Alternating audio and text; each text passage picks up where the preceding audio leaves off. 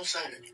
Because we are facing one of the biggest elements here, kakatapos na natin ng malaking election, midterm election. Susunod na rito yung bar. Isasabay pa natin ngayon yung barangay. Masyado nang ang Comelec actually na nagsasabi hindi na may kaya. Dahil hindi naman kailangan natin tutukan yung barn. You have to remember, the barn election that is upcoming in October is the first time we have ever had this kind of election at all. At all.